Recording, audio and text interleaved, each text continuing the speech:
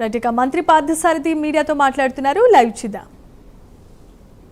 పరిస్థితుల్ని మనం చూస్తూ ఉన్నాం. గవర్నెన్స్ సిస్టమ్ని, మనుషుల ఆలోచన విధానాన్ని కూడా మార్చే విధంగా ఈ సోషల్ మీడియా ఈరోజు వెర్రితలలు వేస్తుందని చెప్పేసి కూడా ఈరోజు చర్చించడం జరిగిందని చెప్పేసి మనం చేస్తాను.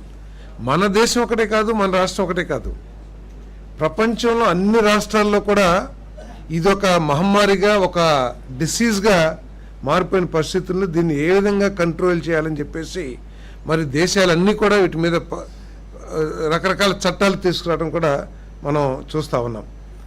మరి ఈ రాష్ట్రంలో సోషల్ మీడియా అనేది, ఒకప్పుడు మీడియా అంటే మనకి ప్రెస్ లేకపోతే టీవీ ఉండేది. అవన్నీ కూడా ఒక గౌరవప్రదమైన యాజమాన్యాల పర్యవేక్షణలో పనిచేస్తూ ఉండేవి. ఒకవేళ ఏదన్నా తప్పు జరిగిందని చెప్పేసి ప్రజలు భావించినా దానికి లీగల్గా వెళ్ళటం, వారు దానికి జవాబుదారీతనం కూడా ఉండేది. ఆ రోజు ఆ మీడియాలో అది ప్రెస్ ఇది కానివ్వండి, మన టీవీ మీడియా కానివ్వండి, లేకపోతే ప్రెస్ కానివ్వండి, అకౌంటబిలిటీ ఉండేది. కానీ ఈరోజు సోషల్ మీడియాకి అకౌంటబిలిటీ కానీ ఎథిక్స్ కానీ ఏమీ లేకోకుండా కేవలం దాడులు చేయటం, లేకపోతే వ్యక్తిత్వ హననం చేయటం, గవర్నమెంట్ మీద అబద్ధాలు ప్రచారం చేయటం, ఇవన్నీ కూడా ఎక్కువైపోయిన విషయాన్ని ఈరోజు డీజీపీ గారు కూడా మరి చాలామంది చాలా విషయాలు చర్చించడం జరిగిందని చెప్పేసి కూడా నేను మనవి చేస్తా ఉన్నాను. నేను మరి దీంట్లో ఎవరైతే మాట్లాడతారో వారికి ఒక గౌరవప్రదమైన బ్యాక్గ్రౌండ్ కానీ, లేకపోతే గౌరవప్రదమైన అర్హతలు కానీ, లేకపోతే వారు మాట్లాడే సబ్జెక్ట్ మీద పరిజ్ఞానం కానీ లేకుండా ఉండే పరిస్థితులు కూడా మనం చూస్తూ ఉన్నాం.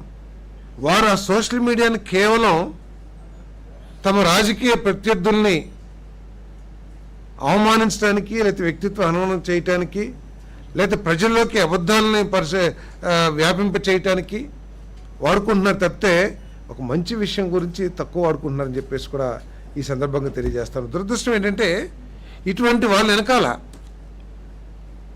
ఆర్థిక పరిపుష్టి కలిగించడానికి, లేకపోతే ఆర్థిక సాయం చేయడానికి కొంతమంది వ్యక్తులు కానివ్వండి, కొన్ని రాజకీయ పార్టీలు కూడా దురదృష్టం. ఎందుకంటే రాజకీయ పార్టీ అంటే ప్రజాస్వామ్యంలో జవాబుదారీతనం కానివ్వండి, లేకపోతే ఒక గౌరవప్రదమైన ఆలోచన కలిగి ఉండాలి, గౌరవప్రదమైన విధానాలని అవలంబించాలి, ఉందాతనం అవలంబించాలి. కానీ కొన్ని రాజకీయ పార్టీలు దీన్ని ఒక ఆయుధంగా చేసుకుని ఎదుటి రాజకీయ పక్షాల మీద దాడి చేయటం, వ్యక్తిత్వంగా సిద్ధాంతం మీదో లేకపోతే పరిపాలన మీదో చేస్తే తప్పలేదు. కానీ ఇవన్నీ కూడా మరి మనం అందరం కూడా చూస్తూ ఉన్నాం ప్రజల్లో. వీటన్నిటిని గురించి మరి డీజీపీ గారు, అదేవిధంగా ఇతర పోలీస్ అధికారులు కూడా ఎటువంటి చర్యలు తీసుకుంటుందో కూడా చెప్పారు. మరి సింగపూరు, లేకపోతే యూరోపియన్ కంట్రీస్, అదేవిధంగా యుఎస్ఏ, అక్కడంతా కూడా ఎటువంటి చట్టాలని అమలు చేస్తున్నారు. ఇక్కడున్న ఐటీ యాక్ట్లో ఉన్న చట్టంలో ఉన్న లొసుకులను కానివ్వండి, బలహీనతలను కానివ్వండి ఆసరాగా చేసుకుని ఏ విధంగా వీరు చట్టం నుంచి తప్పించుకోవడానికి ప్రయత్నం చేస్తున్నారు. అదేవిధంగా ఆ చట్టం పరిధిలో కోర్టులు యొక్క పనితీరు గురించి కానివ్వండి, కోర్టులో ఈ కేసులో నడుస్తున్న తీరు కానివ్వండి, వీటన్నిటి గురించి కూడా మరి చాలా డీటెయిల్గా చర్చ జరిగిందని చెప్పేసి మనం చేస్తాను. ముఖ్యమంత్రి గారు చాలా స్పష్టంగా చెప్పారు, ఏదేమైనా సరే ఇటువంటి అన్ఎథికల్ ప్రొసీజర్స్ని ఈ ప్రభుత్వం ఎట్టి పరిస్థితుల్లో కూడా చూస్తూ ఉండదు. వారు ఎవరైనా సరే ఎవరినైనా ఆడపిల్లల్ని కించిపరిచే విధంగా కానీ, మహిళల్ని కించిపరిచే విధంగా కానివ్వండి, లేదు ప్రభుత్వం మీద అబద్ధాలు ప్రచారం చేయడం కానివ్వండి, లేదా కొంతమంది ముఖ్య నాయకుల్ని టార్గెట్గా చేసుకుని వ్యక్తిత్వ హననానికి పాల్పడే ప్రయత్నం చేస్తాం కానీ చట్టంలో ఉన్న మరి అన్ని అవకాశాలను సద్వినియోగం చేసుకుని మరి లీగల్గా కూడా స్ట్రాంగ్ చేసి మరి చర్యలు తీసుకోవాలని చెప్పేసి కూడా మరి ముఖ్యమంత్రి గారు ఆదేశించడం జరిగింది. దానికోసం కొన్ని సూచనలు కూడా వారు చేశారని చెప్పేసి మనం చేస్తాం.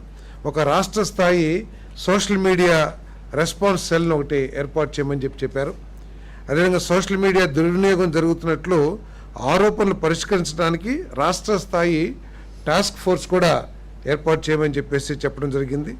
సోషల్ మీడియాతో దుర్వినియోగం, విద్వేషం మరియు వ్యక్తిత్వ హననానికి వ్యాప్తి చేసే హ్యాండిల్స్ను గుర్తించడానికి ఆధునిక ఫోరెన్సిక్ టూల్స్ని మరి సమకూర్చుకోవటానికి నిధులు కూడా ఏర్పాటు చేయమని చెప్పేసి కూడా మరి ముఖ్యమంత్రి గారు ఆదేశాలు ఇవ్వడం జరిగింది. మరి సోషల్ మీడియా దుర్వినియోగ సమస్యలపై అవగాహన పెంపొందించడానికి అన్ని SHOలకు కూడా శిక్షణ ఇవ్వాలని చెప్పేసి కూడా సూచించడం జరిగింది. సైబర్ ఇన్వెస్టిగేషన్పై అవగాహన, పరిజ్ఞానం కలిగిన పీపీలను నియమించుకోవాలని చెప్పేసి కూడా చెప్పారు. అవసరమైతే పోలీస్ డిపార్ట్మెంట్ కూడా దీంట్లో అవగాహన ఉన్న వ్యక్తుల్ని, పీపీలని వారు సెలెక్ట్ చేసుకుని ప్రభుత్వానికి రికమెండ్ చేసినా కూడా చేసే ఆలోచన కూడా చేయమని చెప్పేసి కూడా మరి ముఖ్యమంత్రి గారు సూచన చేయడం జరిగిందని చెప్పేసి మనం చేస్తాను.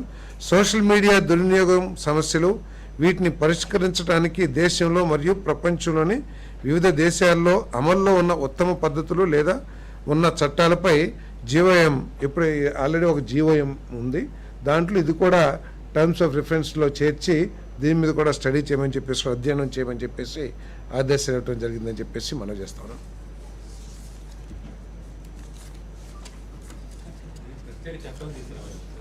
అంటే అన్నీ కూడా స్టడీ చేయాలి. ప్రత్యేక చట్టం తీసుకురావాలా, లేకపోతే ఇతర దేశాల్లో దీన్ని అరికట్టడానికి, దీన్ని కంట్రోల్ చేయడానికి ఏ విధమైన చట్టాలు కానీ చర్యలు కానీ తీసుకుంటున్నారు, అవన్నీ కూడా స్టడీ చేయమని చెప్పేసి చెప్పడం జరిగిందని చెప్పేసి మనం చేస్తాను.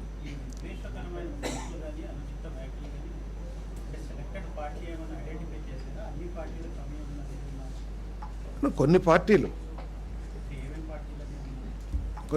జనరల్గా ఉండేవి మనం చూస్తాను. కొంతమంది రాజకీయ నాయకులు లేకపోతే ఎవరైతే వీళ్ళని సపోర్ట్ చేస్తూ మాట్లాడుతున్నారో వారి సపోర్ట్ని ఆసరాగా చేసుకుని కూడా ఇటువంటి విద్వేషాలు రెచ్చగొడటానికి కూడా కొంతమంది ప్రయత్నం చేస్తున్నారు. ఇంకా ఐడెంటిఫై చేయలేదు కదా. ఇక డిపార్ట్మెంట్ ఒకసారి ఆ వర్క్లోకి ఇప్పుడు ముఖ్యమంత్రిగా సూచనలు చేశారు. దీని మీద దే విల్ ప్రొసీజర్ ఒకటి ఎస్టాబ్లిష్ చేసుకుంటారు. చేసుకున్న తర్వాత చర్యలు తీసుకుంటారు. వాళ్ళు నేను అనుకునేది కరెక్టో కాదో వారంతా ఎంక్వైరీ చేసి బయట పెడతారు. ఎందుకు